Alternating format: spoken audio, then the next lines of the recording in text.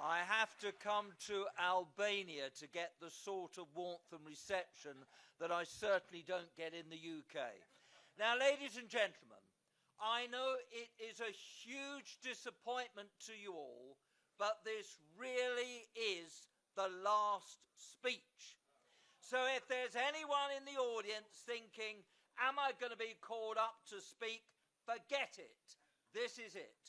So can we begin by congratulating and thanking our wonderful chairman, Matthew Offord.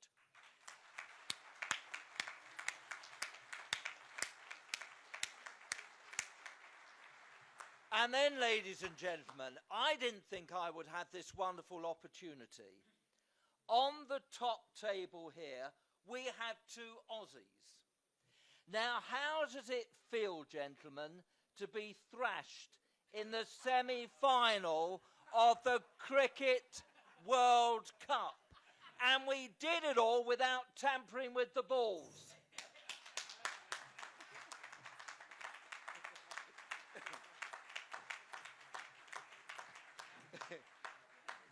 And we Brits are a bit nervous because the final is being played right now against New Zealand. And then, ladies and gentlemen, I look at you all. Many of you have been our colonies as far as the UK is concerned. Many of you have been oppressed by the United Kingdom. And I recognise some of you have got short memories and some of you have got long memories. Well, I've got both. And I know that my country is blamed for interfering throughout the world with some mixed success. But I look at my country now, when we had a referendum in 2016, which was all about democracy, which is what this conference and this gathering in Albania today is about. And yet, that referendum, 3 years on, still hasn't been delivered. And then to make matters worse, we had a general election in 2015 with a clear result for my party. And what did we do? We didn't wait 5 years to have the election, which is what the Parliament Act says. We had an election after 2 years, and we lost our majority. And here we are today, as you heard from the previous speaker, on the verge of having a new Prime Minister, which we will have in 2 weeks' time. And I speak for the other parliamentarian, Matthew, when I say I want our country and our parliament to get back to playing a key role in world affairs. Now, we've arrived here today in Albania, and we think of, as I said last night, if anyone was paying attention, the country that produced Mother Teresa, an absolute icon.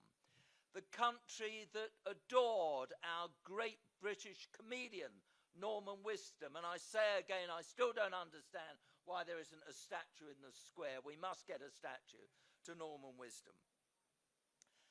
But frankly, ladies and gentlemen, what an example to build this wonderful camp in such a short time. My goodness, if it was back at home, we'd have planning meetings, we've had public inquiries, we'd had the health and safety experts there. We'd all be dead before this was built. And yet, these wonderful people have got on and built this camp. And it's absolutely magnificent.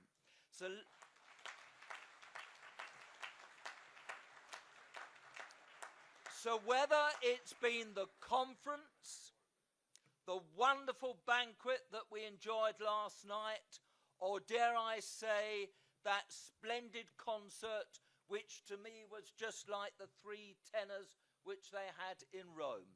It's been so worthwhile as a British parliamentarian getting away from Westminster and being with real people who, if you are in politics, it's all about people making our country and the world a better place in which to live, and securing freedom and justice for all Iranian people.